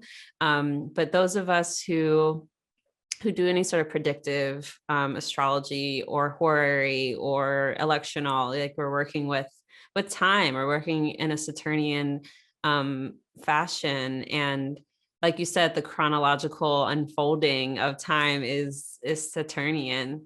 So yeah, I just wanted to give Saturn some props too, because Saturn holds it the fuck down. I mean, Saturn is very much my I don't know, it's the most dignified planet in my chart. And I think it is very much my tie to astrology, and just like my connection to the world at large is so Saturnian to me. And Saturn brought astrology to me. Like, it was a Saturn transit into my 9th house and squaring my natal Saturn that when I saw my birth chart for the first time. So just gotta say, love you, Kronos.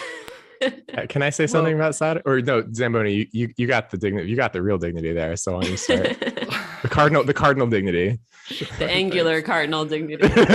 Indeed. When I think about Saturn, also Saturn is about saying no and negation, and Saturn is very much about not doing the thing. And the strongest praxis that we have in electional is the rests are as important as the notes, right? You wait, you don't act for most of the time. Most of the time you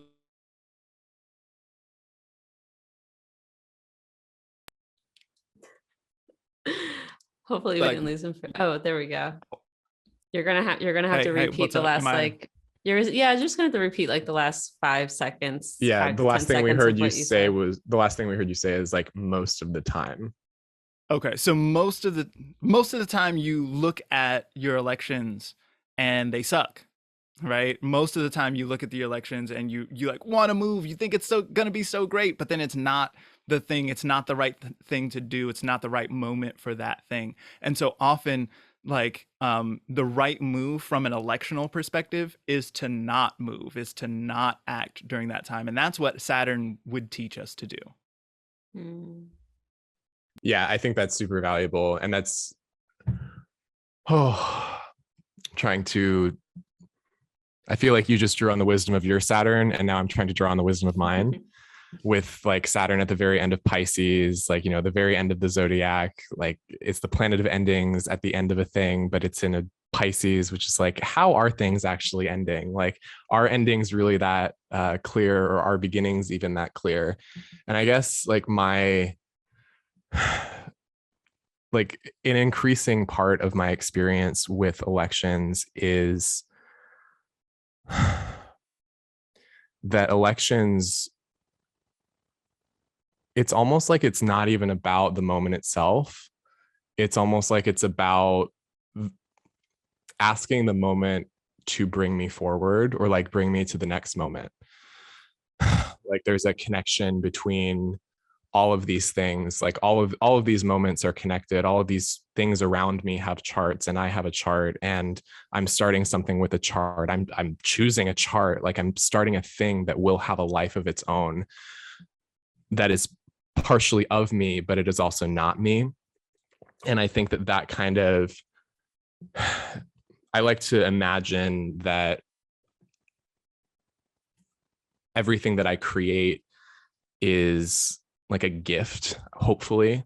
And sometimes those gifts are not perfect, because neither am I, you know, like if I start something and the election has like a, you know, Mars kind of working some stuff out in that chart, and maybe Mars is, we could say, a problem, like I still feel like if I can sit with that chart and feel responsible for that chart, knowing what the chart is going to give me a lens for my experience that is helpful. And like, yeah, I guess that's all I have to say. It's still information, but it feels important to me. No, it's definitely an important point. It reminds me of a big election that I use, kind of my first time using an election for like a launch, something big that did have a Mars problem and ended up not lasting because of it. You know, I had Mars, it was for Influx, the magazine, and it definitely I was kind of riding on Jupiter in the 10th, ruling the first, but I had Mars in the first too. And it burned out too quickly, and we burned out too quickly, And so just from what you're saying, I'm like, yeah, that there was a lot there in terms of like what I learned from that experience, not just to like not put Mars in the first house in a day chart, but more. It's my first time. It's my first big election. But No, that's but really good though. You learned some shit I doing learned that, some shit. right? Yeah, I You learned a like lot. that.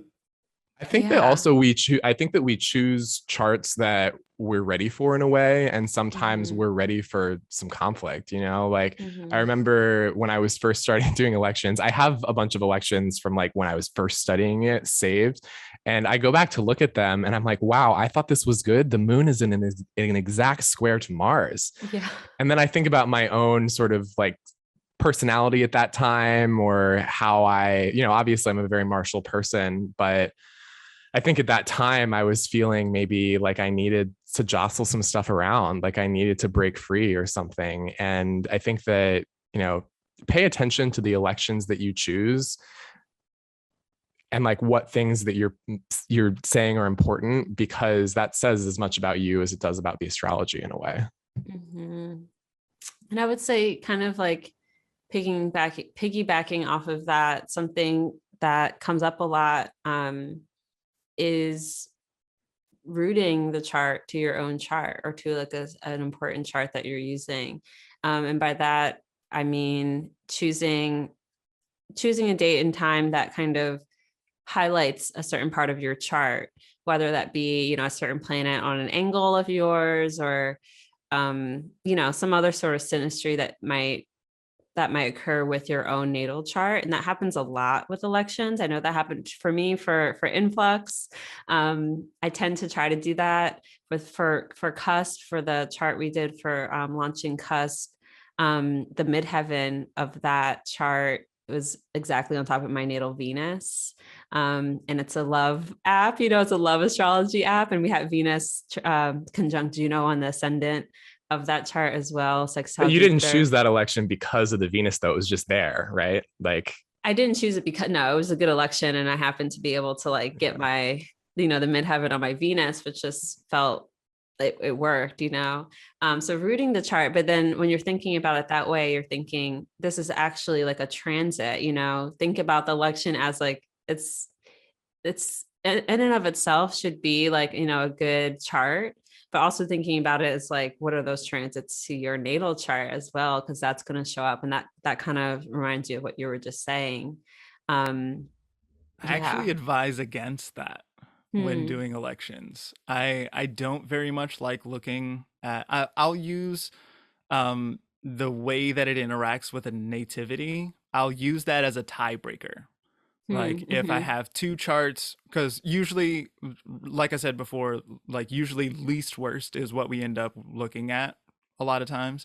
And so, if you've got a business launch or something like this, where you've got to it's got to happen at some point, and it needs to happen during this week. And so like if we've got this moon or that moon or something like that is a lot of times how it'll come out. So in that case, then I'll use the one that resonates better with your natal chart.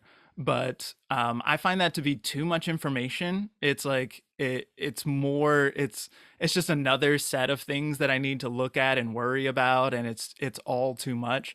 And I prefer to use the electional chart as its own unit, and like not look at how that interacts with my chart. I don't look at my chart at all that way. And sometimes if it can be nice if there's a thing or whatever. And like I said, I did that one breakup election with Mars on the ruler of my 7th or something like that, right? And that was a very personal me. I was trying to break up with someone who I had trouble breaking up with in the past, right? And so that was something that was very close to me and to my heart and to my 7th house. But if I were going to elect something like a business launch or something like that, then I actually recommend not looking at one's own natal chart, because you can sometimes look at that and the way that you like the ruler of your 3rd or something like that, you like your car election resonated with your third house, and you were like, oh, it's a good third house situation, and so this is what I want. And then that kind of turned, but then if you look at the chart itself, then it's got Uranus on the rising, and so unexpected shit is happening in your third house also, right? So like, so because you've got this moon Venus situation that like looks so good as a transit to your chart, I would not recommend using that chart because it's a nice transit to your chart as an election. I mean, yeah, it has to be a good standalone chart in and of itself. And it was, and for the record, I fucking adore my car. Like, I love my car so much. For sure. Yeah. I love my car. No shade, no, wait, no I shade, need to right? just give Persephone her flowers. I love this car so fucking much. Like, she is my everything. So yeah, like, it's like, and I think the fact that the ruler of the ascendant was exalted, receiving love from an exalted moon, like it kind of overrid, not to say that it like made it so Uranus stuff didn't happen. Uranus stuff happened, right? But it still ended up good because it was still a good chart. A measure of protection. Right, exactly. Yeah, I mean, that's a good point. It's rooting it to your chart can sometimes be good and sometimes not. Well, it's like, so my perspective on this is that like it will be rooted to your chart whether you like it or not. And actually my talk at Norwalk coming up is on radical elections, so Yay! I've got some thinking to do about this, and like I think that the standalone chart is the most important thing. Like I agree with that, and I think that doing electional is like it can be very straightforward and dry in a way if we're just like looking for the best chart for something. And by God, we should be cold and dry when we're like starting a business most of the time, right? Like we should be Saturnian in that way, like looking at the rules. I like to look at the intersections. It's not where I start by any means, but I do think that they matter. I'm not quite sure how exactly they matter yet, but that's why I've still got to write this talk. Well, I feel like it's like your transits, the transits are happening, right? So it's like, do you want, you might find like an amazing chart for launching a business, but the ruler of the ascendant of that chart is in your natal 8th house, maybe, or maybe natal 12th house. And like, maybe it gives you like the stellium of that chart falls into your 6th or something, or like sits on your Mars. It's like, are you really going to want to start a business when you're getting all these difficult transits, right? Right. And so I think similarly, it's like for me, relaunching this season of the podcast, and a couple other things, like it happens to be when Jupiter's transiting my ascendant, right? And I just happen to find a chart that has Jupiter on the ascendant that happens to be conjunct my natal, and it happens to be a really good chart, right? So it's like, makes sense that while I'm getting this really good Jupiter transit, I'm going to do this big launch, right? So I think it does, like what you were saying, Drew, ends up being rooted in some way. Yeah.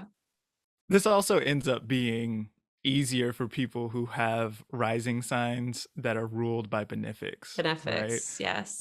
If Mars rules your rising sign, then like having a super potent Mars, but like, maybe you want that if you're starting a new workout routine or something, it's like, sure, totally. Which you can I'm just saying, fully like, elect. Like that can be a little too much for a lot of folks, you know what I mean? Definitely. Unless you're gonna start your lumberjack business. But like you know about this, you've got a Mars ruled rising. Tell us about it, Drew.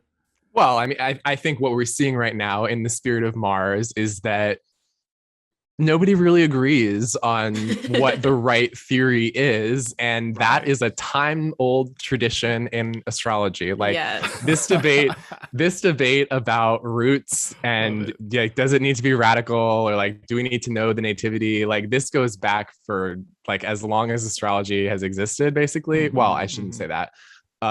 In the medieval tradition, going like in the Perso-Arabic sources of astrology, they were very concerned with roots and if you don't, the question that they would often debate is, if you don't know the nativity of the person, can you elect for them? Is it responsible to elect for them? Because you might accidentally, oh, my standalone election, like Jupiter is on the rising, yada, yada, yada. But what if Jupiter in the nativity that you don't know of the person who's doing it is the ruler of the 12th and it's afflicted or something like that? And so that's the question that they debated. And oh yeah, hey, yeah, Zamboni, hi. Zamboni raised their hand. Yeah, no, that's a great point. And another one why that we can keep on debating if we wanted to, but I think we should start to wrap up. Show oh, go ahead. This is a long episode. Sagittarius magic, and it's been, by and large, it's been pretty good. Yeah, no, I mean, even though it rules my 6, and even though my natal Jupiter sucks. All right, that's true. It's working out. True. I mean, you do have a trine, and this is part of the thing. You do have a trine from your Venus to your Jupiter. It helps bonify your Jupiter a bit. Yeah, I mean, it's not close. It's 17 degrees separated. Okay. And I'm a Hellenistic bitch. We use whole sign aspects. For sure. I count it. I right, totally. And it's got a trine from the moon also, and the moon's the ruler of the rising, whatever. Right. So yeah, you got some stuff there. Yeah. Totally. But what I would say quickly though, before we wrap everything up, is that none of us has any real idea what's going on. So really, magic is an experimental art form. You got to get in there, you try shit out, you elect some things, and then you see how it goes. And then and if you're really thinking, you save your election so that after some shit happens, you can look back at your election and be like, wow, that was really right there in the chart the whole time, wasn't it? I can't believe I missed that, and you learned by doing that, rather than like being like, oh, I've read the text and I know it, right? Or I listened to the astrology show and I know I'm therefore the expert now, right? Like you become an expert by trying on Reddit. Don't be like the people I see on Reddit all the time. Like, don't go on like Planetary Magic or whatever on Reddit, because it will make you cry. The things that people are like, isn't it? Yeah, I mean, it's a lot of people who are like, I want to make this Saturn talisman. Like, how is this chart? And people are like, have you studied at all? Like, do you know anything about this? And they're like, no, I just want to make this talisman, so it's like, yes, very. And this kind of leads me to my next point, which is, if you don't know what you're doing, you can always hire one of us. I mean, not me, but you can hire an astrologer, I think a lot of people kind of approach this in a very like abstract way, where it's like, I'm going to launch my business on a new moon, it's like things like that, or it's like a full moon. They kind of just go there, and it's like, you do know that that's an eclipse, right? Or do you know that moon's like conjunct Mars and square Saturn, right? Like, I don't think people fully understand, the way that we work with time is so precise and it's so involved, and it's worth it to hire a professional to like, I will not get married unless, I get a couple other eyes on my wedding election, which I have a wedding election. Can I just add, like, please don't hire me to text your crush.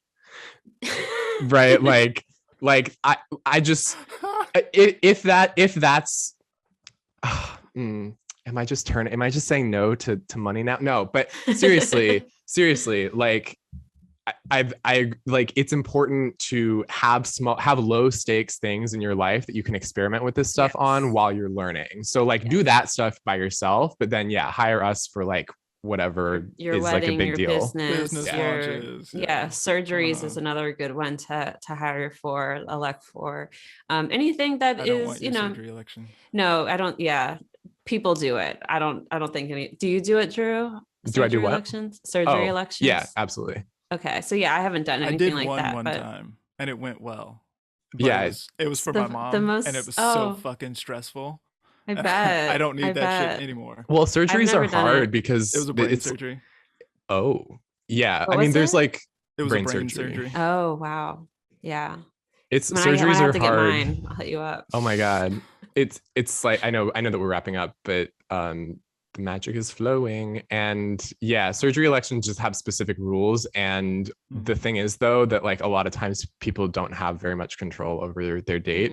And they have sometimes less control over the time. So those bookings are rarer because of that, but it does happen. And yeah, it's definitely something you want to elect. Well, who's kind of the authority in this, who's that? Cares a lot about the Mars of the surgery as well, or of the surgeon. Like, sorry, can you say the name again? Judith Hill. Judith Hill. Okay, that's what I thought. Yeah, like, she's widely respected as she's kind of like the go-to for medical astrology, in at least in the Anglosphere. I would love to get her on. Yeah, you should do it. She's so fun. She's such a fun speaker. Another great Pisces. I think she's a Pisces. I don't know.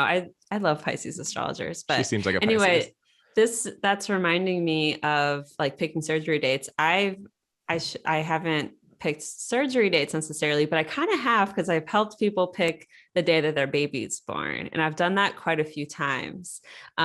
So not so much electing surgery, but it is electing the surgery, because it's always when they have to, pick the day that they get their C-section. And I've done that a few times with a couple people, and it's very, I don't know, it's cool. And one of my good friends from high school did this, and I'm like, I'm always so proud whenever I see pictures of this baby, because basically my friend has a Taurus sun, Pisces moon. The baby daddy is like her husband is a Cancer sun. I forget his moon. But the baby was a Pisces, and she got to pick the day between like 3 different days. And of course I picked the one with the Taurus moon, right? So she has her mom, the baby and her mom have sun moon combination, Pisces sun, Taurus sun, Pisces moon, things like that. Like, I felt really excited about choosing, and the baby is like a delight. And every time I talk to her parents are like, no, you don't understand. Like, she's great all the time. Like, she's always smiling. She's always happy.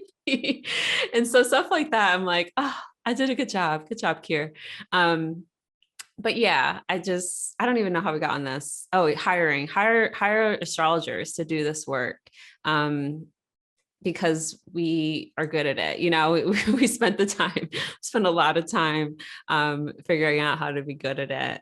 And if you are a student and you're just like, I need to learn this shit, like I am itching to learn more, we have some resources for you. So the number one resource I'll suggest is the Astrology podcast, which I'm always, plugging Chris Brennan's The Astrology podcast. Him and Lisa Scheim, who I don't know, I think her episode comes out after this, but Lisa is coming on the pod we already recorded it, an episode about zodiacal releasing. So friend of the pod, Lisa Scheim, and Chris Brennan did an episode of the Astrology podcast all about electional astrology. And it's 1, free, 2, extremely informational, and you can learn the basics just through that. And then books wise, I would suggest Choices and Inceptions. Is that what it's called? The Ben Dykes translation? I don't recommend that one, honestly. Like it's just boring. I'm sorry. But okay, no, that's fine. I haven't read it. So yeah, I was just going to recommend it as something I know exists. That's sure. I can do some recommendations if you want. Yes, please. So Choices and Inceptions is like a lot of different authors saying basically the same thing. And so it's more for like somebody who wants to understand like the minor differences and like the history of source like texts. Yeah. But I would recommend Dorotheus Carmen book 5. So it comes as one book, and there's like a lot of other astrology in there that is not electional, but book 5 of that is electional. So that's another Dykes translation. And then a non-Dykes translation is Hephaestio of Thebes. So that's Hephaiistio of Thebes, Thebes. Wow. I know. I'm like good. really going Mars Mercury right here. And so that is a really good source because it is a translation of it is basically Dorotheus, but it's more like lyrical and poetic in the way that Dorotheus originally was. Because Dorotheus we only have access to through like multiple layers of translation, but Hephaestia we have like a more direct contact with it. So that's a really good one, and the one that I would probably recommend. Also, Bonatti on elections is a really good one. Those are probably my three favorites. So yeah. I'm also, thank you for that. I just remembered another Chris plug. The Astrology podcast does a monthly episode just on elections. It's called the Electional Astrology podcast. So that's available for Chris's patrons. I've been a subscriber of that for many years. And essentially they give you a couple, like the best elections of each month, and they talk through it. So that's another really good affordable learning tool as well. It's a couple, I forget how much a month you have to pay to subscribe to that, but regardless, $20 a month. But you get this sort of like really robust breakdown of like why they're choosing the elections that they chose, and then why they didn't choose other ones. And that can also be a really good learning tool, especially for those of us who are more auditory learners and not so great at reading. Go ahead. Go for it. Yeah, maybe this is a little too like me, but I do this also. Yes. In my membership, please. I do an Astro Basics course, which is super simple. It's, nothing is over, 15 or 20 minutes long or something like that, where I just sort of break down, basics on how it works. And now I'm working on an electional course as well. But then I publish a monthly electional report, which is a little like Chris's Auspicious Elections podcast. But the thing about the Auspicious Elections podcast is it only gives you good elections. And so it'll give you some really stellar times, especially for if you live in Denver. But then I go through the whole thing, and I do a lot of like, don't do this day as well. And so I also will go through and sort of explain each one in a little bit of depth, just like here's why I like this election, and here, I like it because the ruler of the rising resonates with the rising degree or something like that, or you know what I mean? And I'll sort of explicate these kinds of things. But then there'll also be days on there that are like, avoid this day. Whereas Chris and Lisa give you 4 times that are spectacular and amazing, and then doesn't really give you very much of the rest of the shape of the month.